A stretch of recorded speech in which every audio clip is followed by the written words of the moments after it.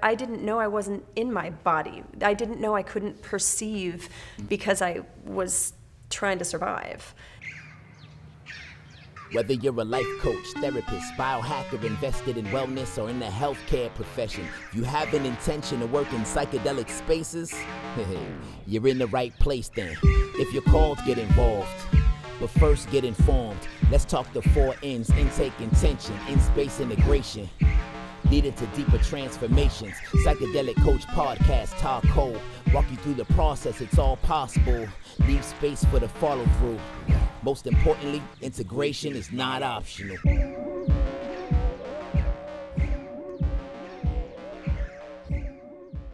You use the term container. What do you mean by that?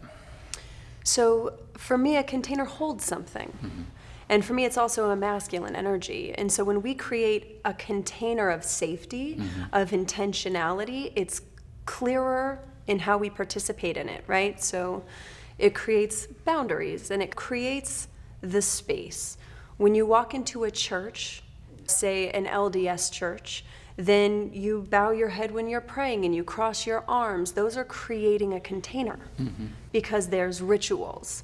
And so when it comes to plant medicine, psychedelics, the container is that opening circle. It starts to weave the stories and the energy together that the experience will happen in.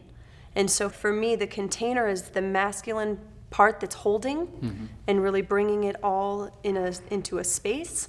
And then within that can be the feminine energy to move within it in a place that's intentional and feels very safe. So you guys are married, husband and wife. Yep. That's what they tell us. That's what they say. That's what the government says. Did you, from how long have you been married?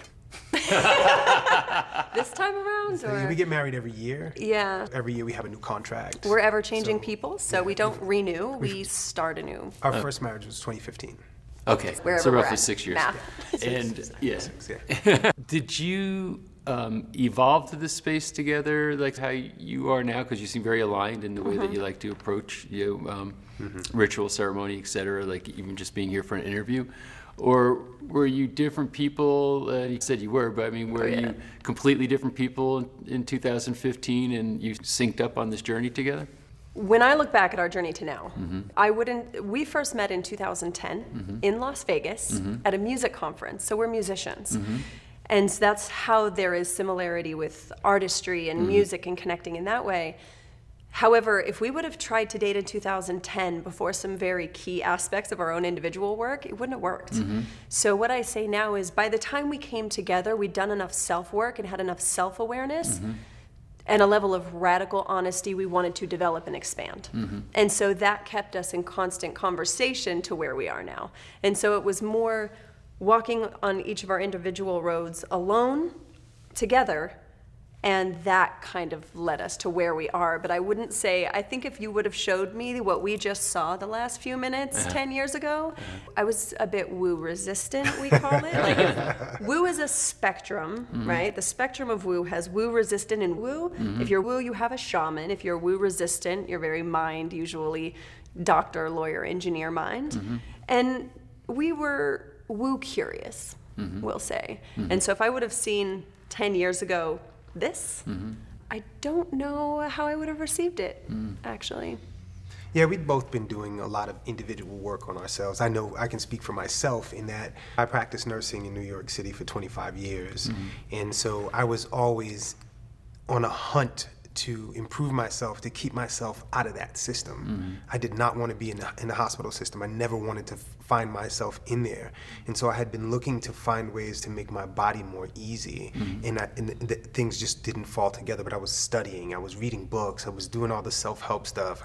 I dove into conversations with God and the Celestine prophecy, you know, all the base level, Secretly. the base level stuff on the secret, because the people that I grew up with and that I hung out with where I came from, they didn't want to hear about any of that stuff. So I felt very alone. And all of the work that I had done, all of the stuff that I had done, I felt very alone in it. And when we came together, it was like, oh, you completely get it. And she was like, yeah, I completely get it. Oh, you completely get it. And so we started to grow together, individually together. And so instead of being interwoven and locked, we fly around each other together. So it's pretty awesome. It's like double helix, DNA, Awesome. Let me ask this. Psychedelics, had either you had experience with psychedelics prior to your getting together, or was that something that came? She did. Okay.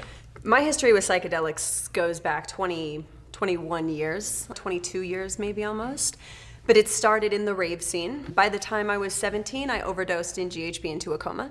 I was using ecstasy on the weekends, ketamine, like I had a regular habit. Though I wasn't using a lot, I ended up drinking or having a dose of GHB one night that was a bad formulation. GHB? I can't even say the whole name. It's known as the date rape drug. Okay. It's a liquid, very common in more the rave party scene. The thing is, if you don't really know what you're doing, it shuts your body down. And there's not much you can do to counteract it. It's you'll make it or you won't. There's no antidote for it. Yeah. Correct. And so at 17, I ended up in a coma from that. It was common for us to use it to come down off stimulants. So ecstasy, things, cocaine, things like that. And so after that happened, I was like, what am I going to do? This is clearly not going to function for a life. Not that I really cared about that at that point, but my younger sister was starting to get into the scene, and I cared deeply about her life. And so that's when I recognized I would have to get out of it for myself. That thrust me into the once an addict, always an addict cosmology. I did Miss Utah Teen USA. I won. The platform was substance abuse education. So I went from one world, thrust the pendulum the other way, spoke on national talk shows, the DARE program. Governor Mike Leavitt even gave me a day of recognition for substance abuse education. I was getting 200 plus emails a day from parents, kids whose parents were addicts, grandparents, whatever. And to be back in this space where I am now, we wouldn't have time to even touch on everything that had to transpire within the 7 years between taking that break. But I was about 6 years or 7 years into my own experience before he came into the psychedelic space in this, we'll say, mystical shamanic practice. And he had heard about it once before from another friend, a friend of how we met. And when I brought it up to him, he's like, that's that white people shit. That's that hippie. That's that hippie white people. Yeah. Yeah, Correct. Yeah, so for me, I was in nursing. At that time, I was in nursing, that was 2013, 23? so 22 years I was in nursing at that time. And I was indoctrinated that psychedelics were street drugs and that they were going to make me addicted. I was going to end up strung out or whatever, and that it was bad. And so I had a very myopic vantage point on taking any kind of substance. First time I drank alcohol, I was 25. The first time I tried marijuana, I was 36. I was in my 40s when I went into the psychedelic space. And I was at a space that was very close to rock bottom. I was done with the healthcare industry. My music career was going okay. I was traveling, and I just felt terrible about myself. The relationship that I was in was coming to a swift and abrupt crash. I was doing a lot of self-sabotage. And Kole came into my life right at the cusp of the end of this relationship. And well, actually 2 years before, and we had stayed loosely associated after that. From music. After that meeting in Las Vegas. And when she came to New York, to move to New York, my body was just falling apart. And I kept saying, I gotta get out of this hospital. I gotta get out of this hospital. I gotta get away from this system. And then I ended up fracturing the vertebra in my back, lifting somebody at the hospital. Wow. And herniating a disc really bad. So I was doing personal training. I was doing all this stuff. So I had no more personal training clients, no more coaching clients. I couldn't work as a nurse. Relationship that I was in, she left at that moment when I broke Workers' my comp back. took like 10 Workers' months. comp I had nothing. It was a mess. And so Kole was like, so it's so funny because the guy who I met her through, who brought her to Vegas, was the guy who was like, oh man, you're a deep guy, you have all these concepts. Have you ever done psychedelics? And I was like, man, I'm not doing that shit. Right? and so it's so funny that I didn't put two and two together. And she was like, I know, look, come with me to this ceremony. I think you'd be amazing for the community and all of the stuff that you know, you'd be able to pull stuff together and help people in this environment. And I was like, I don't want to do that. And she's like, what do you got to lose? You have nothing now. He was in a really rough She said, spot. you have nothing now except this relationship, this friendship. And I trust this woman more than I've trusted any human being in my life. And I said, I'll do it for you. I was like, I said, sounds good, pal. I said, I'll do it for you. And I sat for my first ceremony. And What kind of ceremony? it was Sassafras. for me, it was sassafras. Yeah. It was a group that was run by a lineage that works with different plants, and they do work with something called ma, which is a mushroom and ayahuasca combination. And so they gave me the lightest dose of sassafras that you could possibly get, and I was petrified. And I held Kole for like 3 or 4 hours, just curled up in a ball, and I was resisting having my heart opened. I was fighting, and it was that day that I learned that I was a control freak. And she was like, Todd, why don't you just let go? And I let go, and everything changed in my life. My experiences changed, the way I saw things, and all the information that I had been studying and doing all this stuff came together in an instant, and it started to make sense. And so over the next couple of weeks, everything that I saw around me started to coalesce and started to pull together and started to make a lot more sense. And so I was like, I'm never gonna do this again. That's what he said. After the first one, he said, I'm not doing that again. And then like 3 weeks later, I was like, hey, I wanna do this. Well, and I was feeling all the guilt. Like, you get someone to go on this kind of adventure, or this kind of journey, and I'd never brought anyone into the work before, and I'd been on my path for 6 years. I'd been very much, for the first time in my life, focused on myself. And afterwards, he was like, I'm never doing that again. And I was feeling all the guilt and like, oh man, I shouldn't have brought him, all of that. So when he came back and he was like, so I think I'm gonna do it again, I was like, really? Because it took time. Not everything is that instantaneous moment sometimes. But Everything is everybody's process in their time. yeah, in my 13 years in doing this work now, I maybe had 4 that were massive, huge shift in the moment. But that's what taught me that through time, it starts to make more sense. So I know that you alluded to this a little bit earlier, but you talked about integration. And so I'm assuming the integration of the experience is a core focus for you. Is that right? It's a huge focus. So the way we work with ourselves and with other people is we call it the 4 ins. We have intake, which is accumulating information of what's going on with you, where you are, what are your circumstances, what brought you here, what's your question, all of these things. What's your state of mind, state of body, so on and so forth. The next in is intention. What is your intention? What do you want to explore? What are you looking to open up? What are you looking to heal? What are you looking to expand? What's your intention with your explorations in life or in psychedelics, whatever it is? Or even if the intention is just to go into a new experience and be open, that's an intention. And then the next in is in the space, in the space of psychedelic exploration, or in the space of studying, or in the space of interacting. The in space is your process of actually using some modality to assist you in attaining exploring your intention. The 4th in is integration, and that is bringing together your intake, all of the information that you had beforehand, what your intention was, what you gathered in space, and bringing it together and creating intimacy within your organism. And so the organism, from the way we work, human beings tend to hold themselves in esteem and everything else around them in esteem. And they tend to have a hierarchy of esteem. And if you can imagine a totem pole, at the top of the totem pole, we tend to hold spiritual things, spirituality, then mind and mental processes. Below that is constructs like identity, race, gender, religion, businesses. Underneath that, heart, intuition, and emotion. Below that is the body, and below that is the biome. And so we work with people in getting them to turn that sideways and hold all of that in great esteem. Nothing is higher than the other. And then we bring it together to integrate the whole human organism. And so that's where we get people to do their integration process in that space.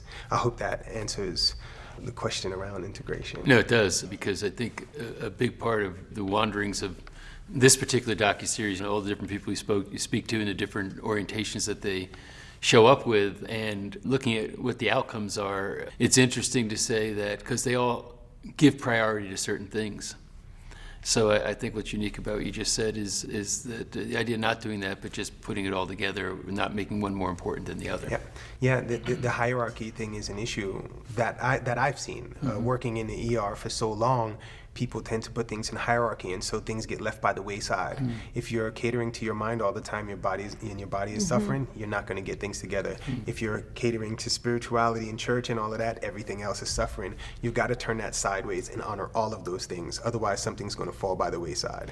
And so it's a holistic approach to integration. Part of and this is a common thing, especially when people are first entering the work. I did it. In fact, I would say most people catch on faster than I did that this doesn't work. But it is, you start to focus on your business, your relationship crashes. You focus on the relationship, your business crashes.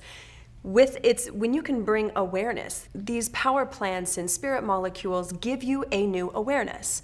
And within that awareness, you can make decisions and alignments in what you want to do with the information. And what I had to do for myself, part of what led me back into psychedelics was health crashes. By the time I was 26, I had fibromyalgia, endometriosis. I had a 40-degree scoliosis curve that was muscular. I'd been in a coma. I had brain injuries from that. I had this laundry list of dysfunctional patterns in my body that I spent 2 years in my psychedelic experiences just feeling without pain, and to memorize, oh, this is what it feels like when my back's not tight, right, and or hurting. And so when it came to integrating, yes, diet matters, lowering inflammation, things like that. But there was still, I say all the time now, diet and exercise helped 65% of my physical pain, but the other 35% was self-hate. And there was this deep loathing that was driving me. And so without tracking what stressors were manifesting in my body, without tracking foods and substances, not just psychedelic substances, but all of it, that is part of the integration that we have found is lacking in most people's processes, because they have the realization maybe around spirituality, but when they come out, they are not in consideration of this vehicle that is the pleasure center and the experience of spirit in this form, in this third dimensional form. And so without it, the body has its own instinctual intelligence. So when you can learn the messages it's sending, pain is a signal. It could be an injury because you dropped something on your foot. It could be you're not stepping into something in your life, and it's an old chronic pain, but why does it hurt sometimes? And so the more I started to track physical sensations, what did I learn in my journey? I started to notice, wow, that shoulder pain is that spirit, that energy coming back to be like, hey, remember? Listen. So that I didn't have to get cosmic 2x4s in the face to wake up anymore. Because pain is a beautiful teacher. But people can be, and I did, make it their mentor. And there's a difference between a teacher and a mentor. And there is an evolutionary process in the plant medicine space as well, where you no longer need pain to be your teacher because you're listening. And that takes another level of getting to know this incredible technology, not one or the other, but all of it together is where you really start to see magic. Is there a preferred tool that you use as far as psychedelics, or when you were going through all this healing and so on, were you using a variety of plant medicines, or was there one particular one that you said, yeah, this is the right tool for me? So for me, it varied at different times. Ma, he was talking about, which is, I'll give a little bit of a breakdown because there's a lot especially in the plant medicine community, that people are like, you can't do that as far as plants. Ma is mushrooms and the vine of ayahuasca. So it doesn't have the chacruna, it doesn't have the DMT. The lineage that comes from, the person was told when they brought it to the United States that it would need a master teacher plant from this continent in order for the Westerners to be able to understand. Because if it was too many foreign spirits, there would be so many things that outside of what they could understand, they'd miss a lot of the teachings. So that's where Ma came from, is instead of having the DMT component, it's the spirit, the grandmother, and it is a very similar experience without the purging. And a lot of people feel like, but you're supposed to purge. Are you? Or is there a time for that and then a time when that no longer serves? Well, the whole idea is supposed to doesn't really fit psychedelics. Correct. Does No. it? Yeah, okay. Right. There are some very indoctrinated people in the psychedelic space, though. And then it becomes another attachment, which is Right. where another dogma, right? Right. And so it's recognizing when something becomes a rule, that's usually your sign your next lesson is coming or your next opportunity. Right. And Ma for me was huge in experiencing pain-free so that I could, because I couldn't even conceive it as possible. My first broken bone was when I was 4. So the majority of my life was very severe pain for long periods of time. So Ma for that. But I would say when it came to fine-tuning and learning presence, what are the subtleties? Wachuma or San Pedro. San Pedro. Yes, because it taught me how to be present. I didn't know I wasn't in my body. I didn't know I couldn't perceive that I had an upset stomach until it was severe because I was trying to survive. So Wachuma for me has been an incredible teacher in connecting body and being able to talk to your body because you're staying in more of yourself and connecting to spirit versus getting mushrooms as far as teachers or ayahuasca. You don't get to choose where you're going on the bus. They grab you and they're going to take you where they're going to take you or not. Right. With Wachuma, you get to bring more of yourself into it as far as what do I want, which is also means you have to show up for it. And so sometimes people prefer to have something that takes them out of control, but that can become an attachment too. And that's not true surrender if you have to constantly be overpowered. That's just to show you that it's safe to not be in control of everything. But that becomes dysfunctional. Yeah. For you, similar tools, or what do you seem to migrate toward? Mushrooms. By Mushrooms. far, anything. Psilocybin mushrooms are my thing of choice, my substance of choice. I connect and resonate very deeply with mushrooms. I don't know if you call it the spirit of mushrooms or whatever you want to call it. I feel super connected and super aware, and I'm able to reach any of the spaces of body, mind, heart, spirit, and connect with all of these things. I'm not looking to go into outer space and outer realms. I have been to some really amazing places. I'm interested in the third dimension. And so when I go into psychedelics, I'm looking to actually pull things together. And the way I see the world is a grid. And there's things that I can move the grid around, and this kind of 4-dimensional thing with space, time, and it's really incredible the way I see things. I was told that I would be blind by the time I was 40. I'll be 50 this December. And since I've been exploring mushrooms and psychedelics, my eyesight has been remedying itself. I used to wear glasses all the time. I used to have really tight tunnel vision. I was like looking through these things. So as I've explored with mushrooms, I've been able to connect more deeply with myself and everyone and everything else around me. And now I feel like I'm so integrated with it, I don't journey more than once a quarter. That was going to be my next that, question. How often are you guys journeying, right? Maybe once a quarter. If Mine's that. even less than that. My last, they, whatever that means, they come to me in dreams when there's something that I need now. And I spent a solid 11 years, whether it was twice a year, quarterly, and for 2 years, monthly. But that was to go to hold space, to be of service, not the same doing internal work. And so now I've done one. I think I've done 2 in the last year.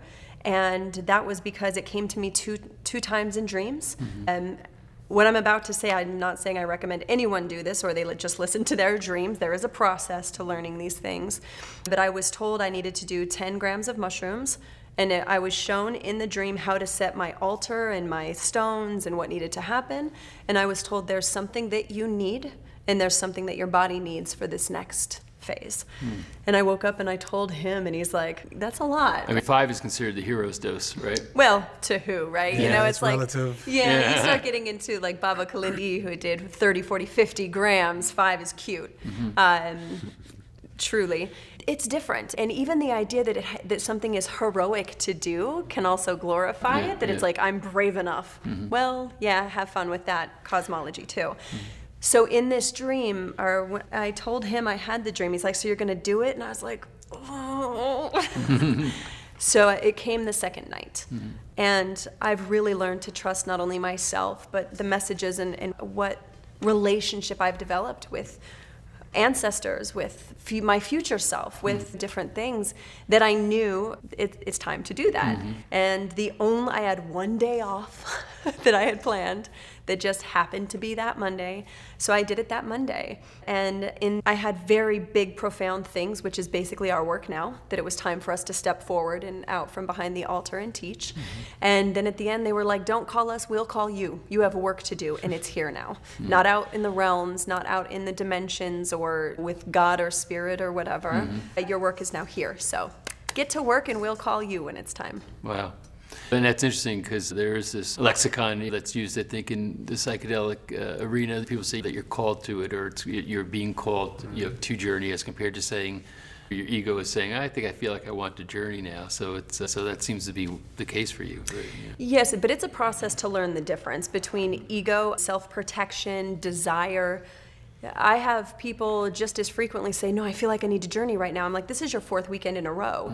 At what point can you separate from the instinctual intelligence that's trying to escape doing the work of leaving the relationship or quitting the job because you didn't like the answer you got? So you're trying to get a different one? Like, yeah, I know you said I should quit my job, but can we look at something else? That's a big thing. People do lean into these spaces, and in an evasive fashion, they avoid things, or they look to go back and change what they keep. That's one thing that I know. Ayahuasca and mushrooms, they are going to keep telling you the same thing. If you don't follow it, they'll keep telling you the same thing over and over again. It may be in different ways, but it'll be the same thing. And usually the over health and will over and over degrade. again. Right. Yep. And so this is one of the reasons why we are in firm support of people being knowledgeable about how to lean into these spaces. I mean, there wasn't always a guidebook or guides to be in psychedelic spaces. Now you have people who are versed in this, and there are a bunch of people who are really great. The people who have mentored us are amazing. And look what they created, right? But on the real, having some people that can guide you into a space and actually call you on stuff like, hey, listen, what's going on? I think it's a really important space for people to lean into, because it can be an evasive thing. Well, you've had, as you just described, great guides or mentors, teachers who have been supporting your development in this arena. Is there a reason for people to be cautious out there too, as far as what's going on right now? I mean, because it seems like I'm seeing like, we're gonna have a boga party at a house in LA this weekend. On Wednesday. And we're gonna walk to the park. There's actually, in fact, on my Instagram, we have a download called the Facilitator's Guide. It's free, you don't have to leave an email, of questions to ask. We're indoctrinated in a culture where it's doctor, lawyer, engineer. They know more than you. There's some credibility markers. And so quite often people go to circles that just because someone's leading the circle, I don't care if someone's 4th generation ayahuasquero or a doctor or a therapist or an energy worker, learning sovereignty and how to ask questions to see if it resonates for you is really important part of the process, because there's everything from sexual predators, and even if it's not intentional, you call in energies that if you've had sexual trauma in your life, it is not uncommon to attract the opportunity to grow through that, and that can look really damaging, and deeper traumas can occur. And so it is important to also know that just because someone's a shaman, and again, in the jungle, in Peru, doesn't make a difference. They're still human, and they still have desires, and they still have shadow parts too, that really recognizing that the only compass you really have is your own, and if it's not a full yes, it's a no. Even if you think you're getting in your own way, because ultimately your body has mechanisms to protect you, and if you give your sovereignty, if you give your power away to someone else, you're opening yourself up to betrayal, to abandonment, to hurt, because it's still looking for someone else to fix, save, solve, change, and to protect you. And so those things play out in the psychedelic space too. I can't say what these power plants and molecules say to each person of why they start facilitating after one journey. And they're excited and they want everyone to have that experience. I appreciate that. And my biggest red flag is if someone says, oh yeah, I know what you need. That's a big flag for me, because I also know people that have been facilitators for 20 years I wouldn't sit with. So more experience doesn't mean better for me either. Right. And so I think for me, it's when I can go to someone and they've got humility, and they'll hear me, they'll answer my questions, because I've had physical harm to my body at the hands of other people. And when someone can pause and hold space and can answer my questions, even if it's control coming up. I want to know the dose and how much. For someone to be like, I know. I need you to trust me because in this process, here's why I do it this way, but they'll pause for that, where other people will dismiss it or say, well, that's because you have control issues. If someone's bringing shame as a convenience, they don't want to answer my questions, that's a red flag for me. So if someone won't answer your questions or your concerns or they're dismissive, it may not be your person, regardless of how long. You used the term intimacy, and I think you said you coach maybe an intimacy. Intimacy, yep. What do you mean by intimacy? Yeah, so there's connection. Hi, how are you? Oh, I'm cool. Nice to meet you. Well, cool. Then it's, hi, how are you? No, you know what? Hey, what's the best part of your day? Well, I saw my kids this morning, and you get deep into the conversation about your kids, and this person asks how old your kids are, and this person asks, how do you feel about that? And then you get deep into the conversation, then you have intimacy, right? There's a depth and an intricacy to some sort of connection. Connection in mind, connection in idea, connection in body, connection in sexuality, connection with your food, connection with your movement, deep intricacy. And that's knowing. It's knowing and being at the same time, and being active and aware in that space. So that's the intimacy that I work from. People have come to me and be like, sex, you mean sex? No, intimacy. And so there's a deep, intricate space of connection. That's where intimacy is with me. And any intimacy in the world starts with the self. If I am not intimate with myself and I look to be intimate with you, I'm bringing you a kind of muted, limited version of myself. And if I want you to real, you should know me by now, and I haven't been able to reveal myself because I don't know myself, then it blocks intimacy between us. Yeah. So it's that whole totem pole turned to the side, intimate with the self, connected with another self, and then we have two whole intimate selves. We uplift one another together. Make sense? Yeah. And psychedelics plays a role in being able to facilitate intimacy? Yes, because psychedelics, from my experience with psychedelics, and I'm not going to speak for Kole, let her speak for herself. With my, Well, thank you. Yeah, always. Yeah, people tend to glue us together because We are married. Kole. That's it. You think that, you feel that way, so Kole does. That's it. I don't want to hear anything else. Psychedelics deactivate parts of your habitual nature and allow you to rewire things in a different fashion. So if you've been wired into having a hard boundary of letting things, so we have outbound, which is the expression, and we have inbound, which is the receiving of information, love, touch, blah, blah, blah, blah, blah. If you have a hard boundary on expressing love, when you deactivate those parts of the brain, you can express love in ways that you may not have never done before. And you may also be able to receive things in a different way. And so the barn doors are now swinging, or the saloon doors, right? They're starting to swing this way. And so you have these boundaries. That's the easiest way I can explain it. Psychedelics allows you to be in a completely different space than you were by habit. And so when you get into that space, it's a prime space to explore and see and notice and experience something that you haven't before. And with an integration process that allows you to hardwire that in afterwards. Okay, you have this wonderful, profound experience. Oh, I've never felt emotions. We've had people say, I've never felt emotions before. This is the first time. And then we'll see, and like at a journey, we'll go to a journey, and somebody be like, oh man, this is the most profound thing, and then we'll see them 6 months later, they're back in the same space because they did not have something to reinforce that. And so you get something, you reinforce that, you create a habit out of it. And so you reprogram the brain in a different space. And that is a space of intimacy that you can have with yourself, with your brain, in creating your own habits from a space of sovereign awareness. That quote, what the mind can conceive, what is it? The mind can conceive and believe it can achieve. We are limited, though, by what we can conceive based off of our experiences, our traumas, and it blocks what we're able to perceive. And so in a psychedelic experience, I may, for the first time, have the realization of, wow, I do love myself, actually. And maybe not fully the way that I want to and how I want to expand it. Like for me, in my journey, I met a gentleman. There's a few different ways to journey. There's social journeys. There's individual private journeys where you stay on your mat, don't move, wear your eye patch, whatever. And they all are valuable for different things at different times. And so that's why getting clear in what would be most supportive of you is important. Because in a time of isolation like we've had the last year and a half, what may bring the most healing to a person is connection. Because with all of the news and what they're seeing, they may have a built-in mechanism of fear of proximity to people. Yeah. But if you're single, and then you start being around people, how is that going to impact your ability to connect?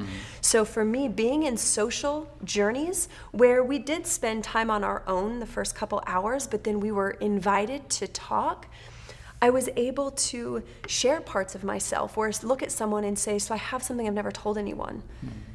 And I don't need you to do anything, I just feel like I need to get it out of my body. Being able to verbalize and then to see someone's not a threat, my body needed to learn that. My body needed to learn at one journey, a male friend, he said, can I just hold you? It's someone I already trusted. And I'll tell you, my whole nervous system, I felt nauseous and nervous, and I knew I was safe, and it was someone I trusted. And to literally just lay and have a male hold me in a way that felt completely non-sexual. He didn't want anything from me. He said, if it changes at any moment, you tap me and I'll leave. I want to be able to support you learning that you being you is perfect, and that I can love you with just you being you. That was so huge for me, because I had this pushback, especially if there was someone that I thought was attractive. It's like, this is wrong. Growing up in Utah and very conservative, I had wanting people to be close and at the same time doing this. So it was almost like it didn't bring the walls down, but it gave me a window where I could shake hands, but I still felt very safe. With facilitators I trusted, but stuff like that can go off the rails if you're not in a safe container. We keep talking about the integration of experience, and I think it was you that said, no, it was you. One of you said, I can't separate you two guys. I know. That's why we are talk hole. Story of our lives. I get it. But somebody talked about somebody who had transformational experience in a journey, and then 6 months later, they're back to their same patterns of behavior, probably same sense of identity and all that kind of stuff. Nothing changed. And in some respects, one of the interviews I did, the gentleman I was talking to said, when you don't integrate, you're basically just getting high. And then you go back to your life and you have the same life, and that's not what this is supposed to be. That's not the work. Yeah, that's not what it's supposed to be about. Do you have specific protocol or process for integration, or is it everybody's different? Yes, and. Yes, and as he said, journaling isn't functional for everyone. Some people love to write, some struggle to do it or have resistance. What I developed for myself, and I spent 2 years doing it, was a 10 minutes in the morning, 10 minutes at night of the same questions to see where it's like, what's my intention today? What, so that I can continue on. What's my one commitment to myself? What was my overall state of being today? And then because I had so much physical pain, I actually created a little anatomical body that I could mark, and then I could also track my financial stress, relationship stress, all of that. So I created kind of my own protocol. That's what we started to use with different clients and one-on-one, and that's actually what's in the bonus features, is we included that because without having, for me it's easier to have questions. If I have to think, what do I need to be reflecting on, it doesn't work. But if I have rituals that some people call habits, if you're woo resistant, we can just call them daily habits. Every day I get up and I clear the energy of the space. That what that means to me, I'm resetting my day so that I can remember what's my intention. So I'm cleaning up the house. And then I make my own flower water, an essence that smells really nice, just to bring back memories from the journey. The more you can play some of the songs, maybe some of the smells, if they burnt a certain wood, and we can talk about sustainability on another time. But the more senses you can engage in a daily practice, whatever that needs to look like, if there was an impactful moment, color, texture, photo, animal, incorporating that on a day-to-day basis, and what happens when, because you're going to go back to your life. And you might feel like a totally different person, but the people around you are expecting the same old you. And so they're going to treat you, the second your temper starts to flare, that's what they want, because that's what's comfortable. So for me, I had to go, okay, so what happens when my friends want to invite me out for a drink, and I was emphatically told no drinking for me from my experience. What happens when they invite me? And I would plan ahead so that I could stay in alignment to these intentions. And most people leave the experience Sunday, go back to work on Monday, and they go, okay, yeah, I'm gonna sit down and do that. And they don't. And so for us, we created a workbook for that. And obviously having it your own unique way is perfect. We have found though that this is a lot more than most people ever do after. Yeah, and we also have something called Your Life Team. It's a whole system that we've created around creating a team around your life. Most people have teams for their businesses, teams for their nonprofit, team for the school, team for whatever. They don't have team for their life. And so what we do is we get people to be really vulnerable and open, figure out what it is that they want. You've gotten some stuff from your psychedelic experience. Oh my gosh, now I want to keep following this, and then it fades out. So what you do is you get your life team on the game. You write out exactly what it is you want. Listen, this is important to me. I want to attain this by 6 months from now. I want to make this a solid habit in my life. I need you to check in with me on Monday, Wednesday, Friday. I need to put it in the calendar, and I need to be able to send you accountability photos or whatever. And it's a whole contract situation that you make with each person on your life team. And then you have a meeting with them once a month for 15 minutes to make sure everybody's on the same page and that you're doing all the things that you said you wanted to do, and you're being held accountable. You make the calendar, you put everybody on it, you make sure that everybody is synchronized, and so that is one way that you cannot escape it. Okay, so you can't. Your life team is flawless. And it can start with one, right? So if I have an experience where I realize, because we had a conversation, I refuse, and I'm no longer going to take out my past hurts on you. Because he said, you're welcome to be angry. I won't tolerate you pointing it at me. That's not going to work for me. And so after the experience, we sat down, and we actually did journeys together to talk through what do we do about it. And so in going to a life team, it's going to him and saying, hey, I really want to work on this thing. You don't deserve that, and it doesn't feel good for me. So if you notice I'm starting to escalate, I'm asking you to tell me this is what I choose, to ask me if I want to go for a walk with you just around this circle on our street. Because then it's the cue to me, because it's my commitment. Here's what I'd like you to do to support me in this. So if my voice starts to elevate, he can go, hey baby, why don't we go walk around the circle for 5 minutes? It's a short micro step, but it's without him shaming me that I'm doing something wrong, so I don't go into the shame cycle, I suck, whatever. And by doing little things like that, starting with one person that can hold you accountable for little things. And the life team is custom to each individual person. Yeah. There can be a person like that on your team. There can be a person that helps you go to the gym, right? Could be a And therapist. if there's a person that, if you discovered that you wanted to lose weight or you wanted to get buff or something like that, why are you going to the gym? Because this is important to me. I want to find my mate, and I want to really feel complete about myself. You write this stuff down and you send it to the person, and or you sit with them and you tell them, and that way they're vested and they're like, oh man, I'm so down. I'm game for this.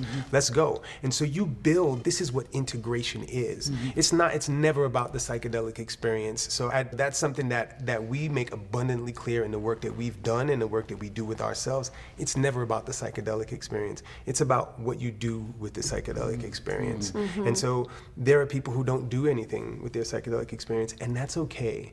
I don't put you're supposed to do it how I say or how the ancestors said. Or you're that not integrating shaman, or right. You're not doing it right. That's shame, and we don't deal in that space. That is something that we stay far away from. Shame stops you from being intimate. Okay? Shame is the biggest blockade to intimacy. Oh, put that in the shame box. Don't explore it, don't look at it, keep it in the shadow. Intimacy. And so we get intimate with all aspects of the self, and we integrate all of these things through life team and through the journaling processes and following up with folks. And even with the processes, if I give someone the opportunity, like here's things that have worked for me and they've worked for a lot of other people, and they go, no, I don't want to. I love when someone will draw a boundary and say, I'm not going to do it. I say, perfect, you nailed it. Because it's still a communication and it's a decision. Because when someone is clear on making a decision, they are empowered in where they end up. And if someone tells me I can't do that, then we have a conversation to have. Because there's a difference between I can't or an empowered I won't. And so when I can even get someone to be like, I'm not going to do that, I'm like, yeah, get it or don't get it, perfect. So there's not a right way. And I think that's the thing, regardless of whether it's in the jungle, in a clinical setting, psilocybin, whatever. For me, there's not one way, and there's not one way to integrate, and sometimes you don't have all the information, so what are you integrating? You had a bunch of fractal images and like one-legged carny prostitutes, I had that one time, and boobs everywhere. Like, how do you integrate that? Yeah. But it took time. So if I would have had someone breathing down my neck, like, well, you didn't integrate, I'm like, I don't know how to integrate that. Right. And so sometimes you don't have all the information either. So for me, unless it's abundantly clear what my message was, I let it go and just say, I don't have all the information right now, so there's nothing to integrate other than be. Well, and that's, that's the interesting paradox, because the idea of this kind of floaty woo experience and accountability are very different things, right? They seem like, but the point is, in this 3D realm, accountability is an important thing for your own development. And in a realm when maybe it's not so 3D, suddenly that frequency doesn't really exist there. So it's a fun process to contemplate what the implications are of doing this type of work. So you've been looking at this for some years now, personal experience and helping others to achieve an experience that could be beneficial for them. Where's this all going, do you guys think? You're in it, so you got a sense of it. So like, what's the future here? Expansion. I was a person who when Kole met me, I was in a space where I had no hope for humanity. Now I have a tremendous amount of hope for humanity because I have hope for myself. And I believe that this psychedelic situation gives people a lot of hope because they get to see things that they haven't been seeing, the things that they've been hoping that they could dream about, but they had no way to imagine it. And so psychedelics blows the doors off of all of the old paradigms, all of these things, and it gives them hope. And I think that is, for me, it gives hope to the planet. And the more people that we introduce to psychedelics, the more we see hope grow and expand, and it's exponential.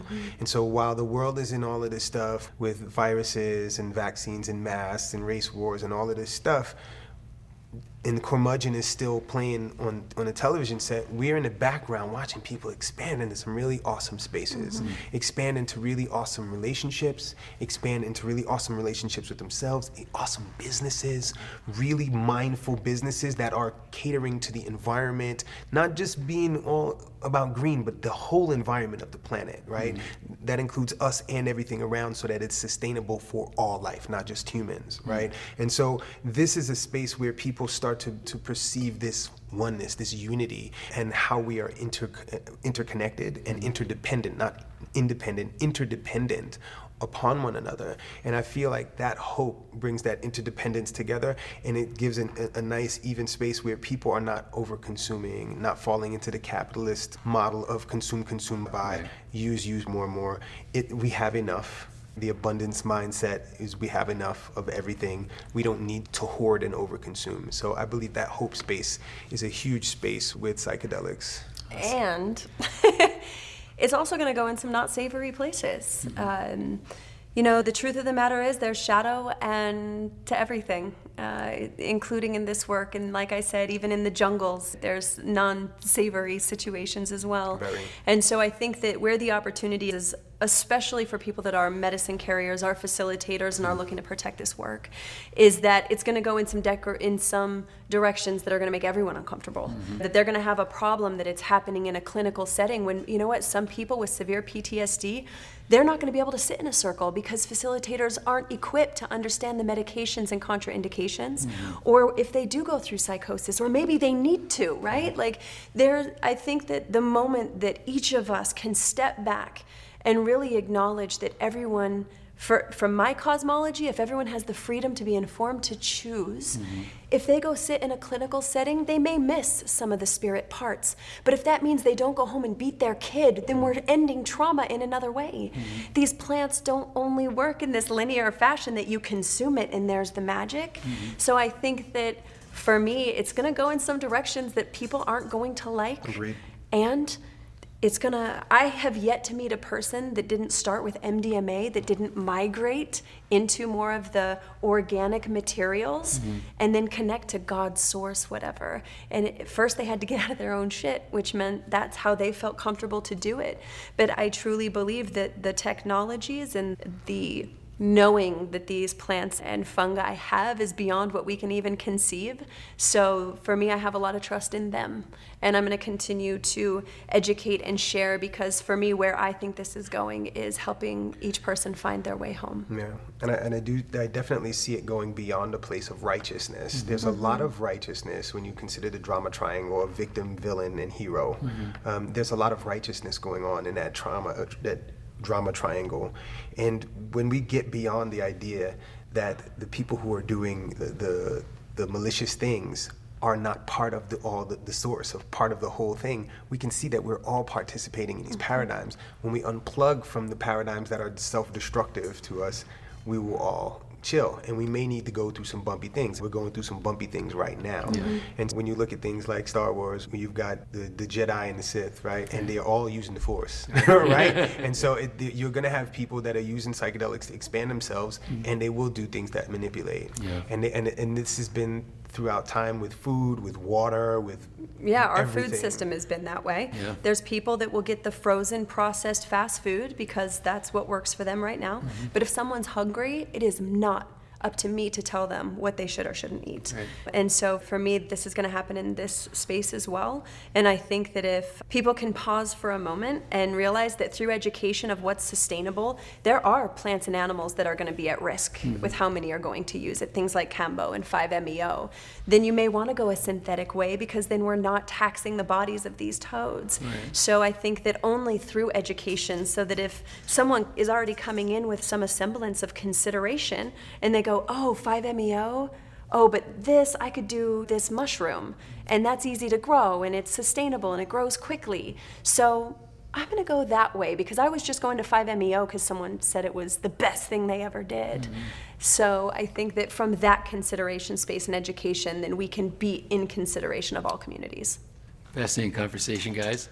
I appreciate you making the trip and the work you do, and for openly sharing it here so that other people who are on the sidelines trying to check this thing out. They're in the woo curious. They're curious. But it gives them some insight and hopefully some inspiration to make good decisions. Yeah. So thank you so much for being here. Thank you for having Pleasure. us. Yeah. Really appreciate it. And we are in great hopes that we can continue the movement to decriminalize things that are natural, decriminalize nature. Yeah, decriminalize nature. I love it. Yeah. Thank you. Thank you so much. So we close a container so that our bodies and the energies now know that we can start our integration after this.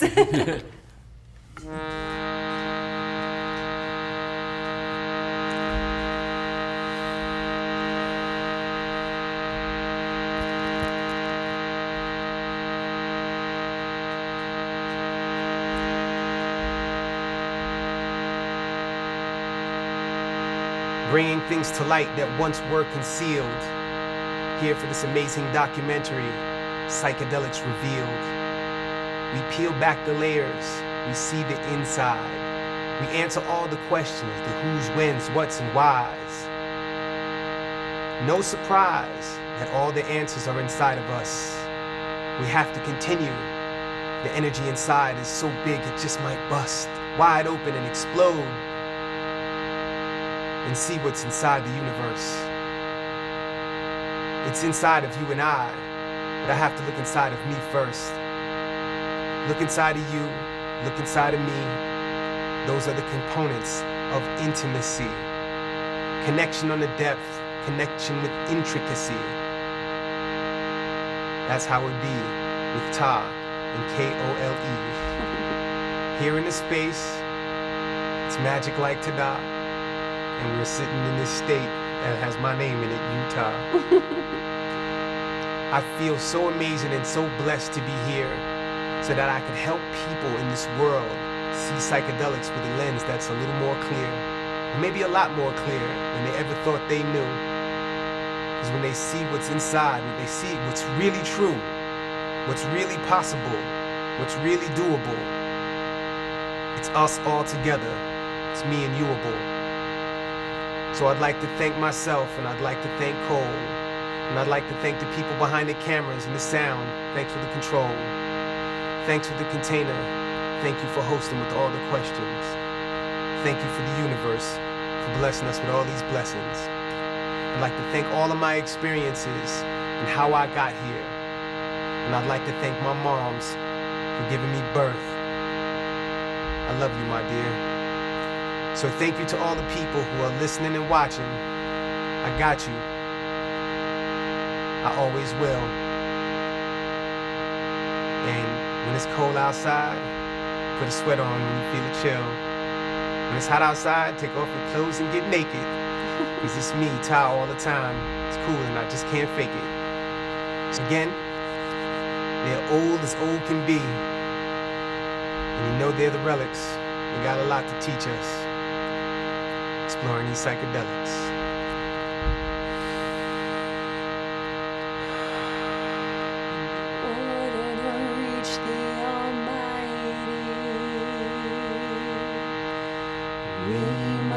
First learn to be a human.